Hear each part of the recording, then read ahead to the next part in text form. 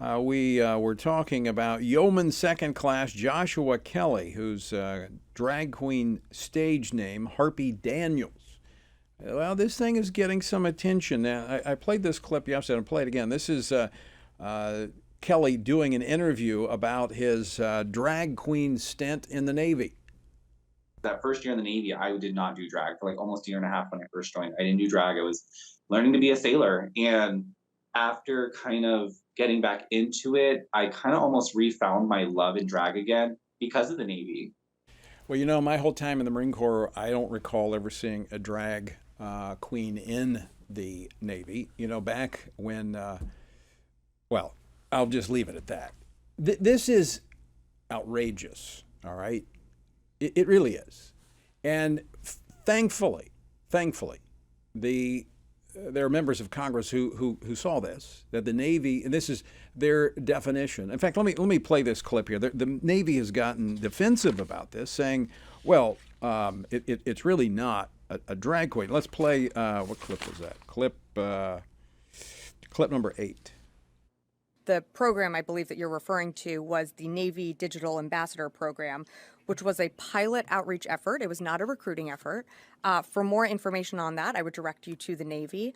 But this pilot program has concluded, and the Navy is evaluating the program and how it exists in the future. You know, it kind of sounds like Anheuser-Busch over their Bud Light advertising campaign with Dylan Mulvaney. It really wasn't a campaign, it was just a can. Look, this is drawing, as it should, criticism from Congress. When we have China on the march, Russia threatening nuclear activity, China launching warships almost on a weekly basis, and we're focused on pronouns and drag queens. Something is seriously wrong. Joining me now to discuss this is Congressman Mark Alford, who spearheaded a letter to the Secretary of Defense, Lloyd Austin. He serves on the House Armed Services Committee. He represents the 4th Congressional District of Missouri. Congressman Alford, welcome back to Washington Watch. Thank you so much, Tony. I'll tell you what, this is not the way to recruit new members into any branch of the U.S. military. The word salad that you just heard from the DOD, that is standard for the Biden administration. What is happening here, I think, is an abomination. This should not be happening. This is not any way to recruit anyone into the military. The only thing that should be dragging in the Navy is an anchor.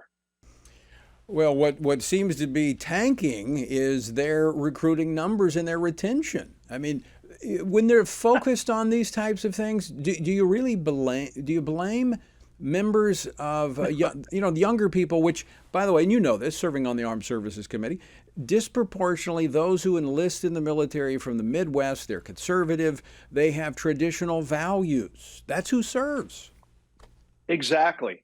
That patriotism, which we are lacking. Only 9% of young people surveyed recently said they had any interest whatsoever in joining the military. I heard from a service member, a former service member, a veteran today on the radio. I did an interview here locally, and they said they were going to encourage their children to sign up for the military, and they aren't any longer. That's not a great attitude. That's not a great future for our country when we could possibly be at war with communist China in less than 3 to 5 years. We've got to rebuild our military. We've got to bring some sanity back to the Department of Defense. You know, I get that question all the time, Congressman, from people when I speak. Should my kids join the military? What do you think? Because they know I'm a veteran. And, you know, it's a hard question to answer given where our military is going. But we need good men and women of conviction within the ranks of the military. Now, I want to ask you this question. You led this effort from your colleagues to the Secretary of Defense, Lloyd Austin. Do you expect a response from him? Well, he said in another article I read online just a few minutes ago that he will get back to us in due time. I'm here to tell you, Secretary Austin, it better be quick. We have some serious answers that we need on these serious questions. They were before our committee 3 weeks ago, and we grilled them, he and Chairman of the Joint Chiefs, Milley, about the wokeness that has infected our military and about generals acting more like politicians than generals and not true leaders. We have got to put a stop to this.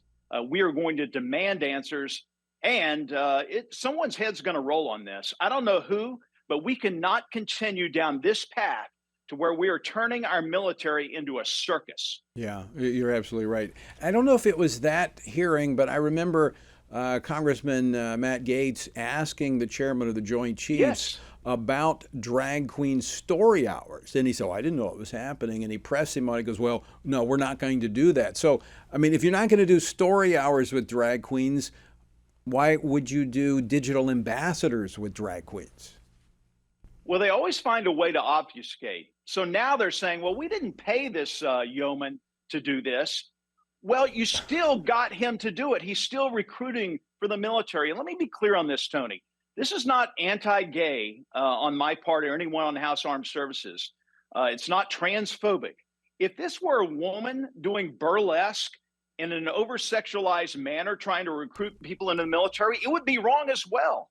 What's wrong with trying to get people passionate about America again? This is not getting people passionate about America again. We need Norman Rockwell America back again, not the Rocky Horror Picture Show, and that's what we're living in. Very good analogy. Very good analogy.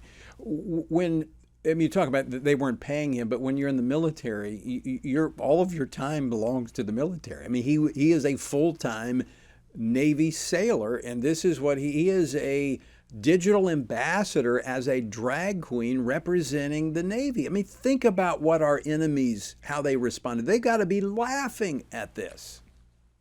That's what's so sad about this, Tony. The situation, as you know, we talked about this a couple of weeks ago, is so serious with China. They are getting ready to invade Taiwan. Russia, in this illegal war against Ukraine, what's going on in the Sudan, we have serious problems in America, and we are asleep. When I say we, the majority of Americans on their phones, worried about who the next American Idol winner is going to be instead of, is America going to win its next war? We have got to wake up, America. The big bad wolf is at the door, as I've said before. He is huffing and puffing.